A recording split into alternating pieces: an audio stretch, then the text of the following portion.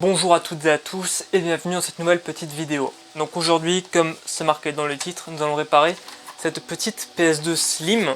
Donc son problème, c'est qu'elle ne lit plus les jeux. Je l'ai acheté pour une dizaine d'euros sur le bon coin à un particulier. Alors pourquoi je l'ai acheté en sachant qu'elle était défectueuse? C'est parce qu'en fait, je vais en faire cadeau pour l'anniversaire de mon père. Parce que ça fait pas mal de temps qu'il veut toujours taxer ma PS2 et mes jeux. Du coup, je me suis dit pourquoi pas, écoute, lui en faire une. Vu le prix actuel dans le commerce, une HS m'allait très bien pour la réparer. Donc ce que je vais faire tout de suite. Donc avec celle-ci, j'avais pas de jeu mais j'avais des câbles. Du coup j'ai tous les câbles qui peuvent fonctionner. J'ai une manette, un peu de merde, mais il y a une manette. Et je lui ai évidemment acheté plein de jeux de rallye et des Tomb Raider pour qu'il puisse s'amuser. Voilà. Donc oui, s'il y a du bruit en arrière-plan, c'est mon imprimante 3D, vous inquiétez pas, c'est normal.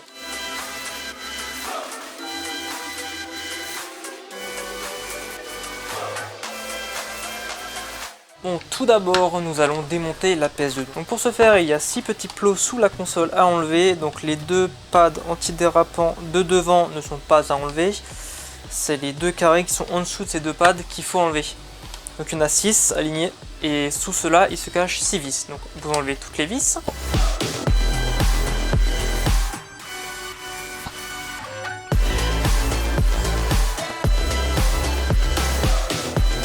Une fois les vis enlevées, vous pouvez déboîter le haut de la coque.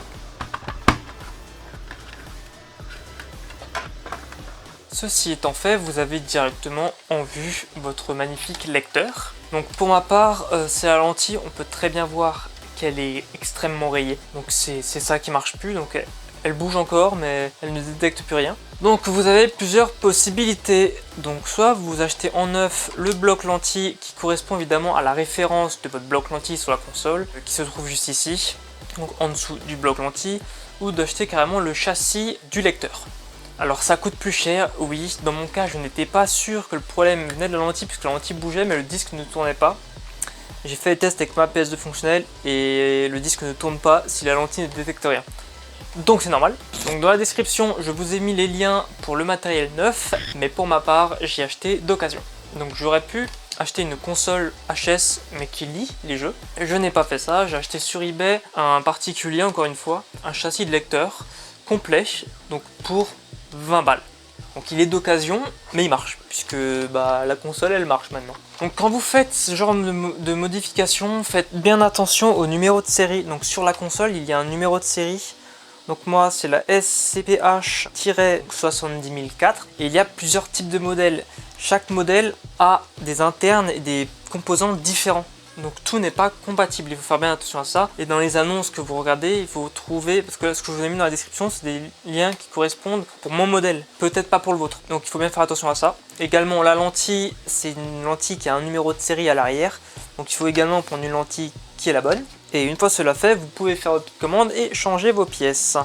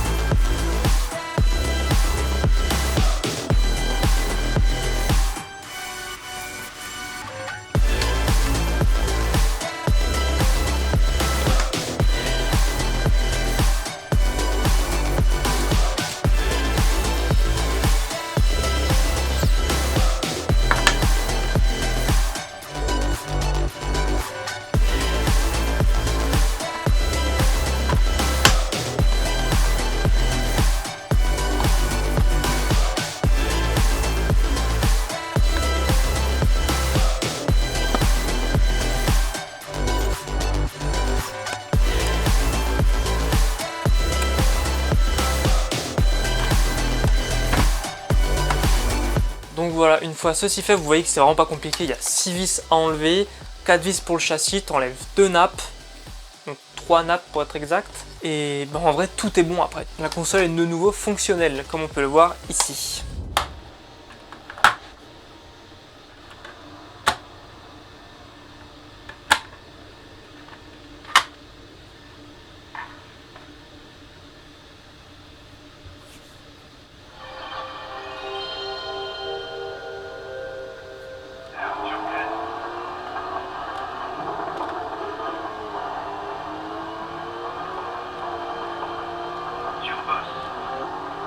Donc ouais, donc ce que je voulais dire, c'est vraiment quand vous réparez une console, il faut bien faire attention aux pièces.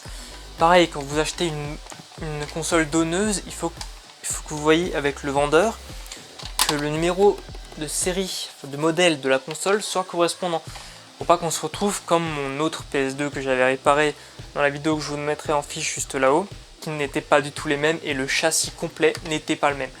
Il n'y a quasiment aucune pièce qui est compatible, j'ai dû faire un bordel pour mélanger, pour la réparer avec, mais au final ça a marché, donc c'est le principal. La plupart du temps dans le commerce vous trouverez des PS2 non fonctionnelles et le problème c'est qu'elles ne lisent plus les jeux parce que la lentille est très fragile.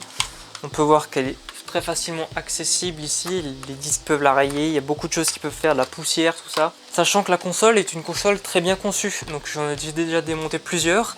À chaque fois il n'y avait aucune poussière à l'intérieur, c'est une console qui ne prend pas la poussière. Je sais pas comment ils ont fait, mais ils ont bossé comme des malades, c'est génial. Juste la lentille sur les PS2 comme sur certains lecteurs DVD, c'est toujours quelque chose de très fragile puisqu'elle est complètement accessible en fait. Tu peux facilement la déglinguer. Soit vous avez de la chance, il faut juste nettoyer la lentille, soit vous avez moins de chance et il faut carrément changer le bloc comme moi parce qu'elle est complètement rayée. Donc si tu as aimé cette petite vidéo, n'hésite pas à mettre un like, à t'abonner et un petit commentaire pour le référencement parce que ça aide, c'est un petit peu de soutien, savoir si ça t'a aidé cette vidéo. N'hésite pas à le mettre dans les commentaires. Sur ce, à la prochaine pour une nouvelle vidéo. Ça sera sûrement sur l'update du BIOS de mon ordinateur pour pouvoir changer le processeur. Ciao!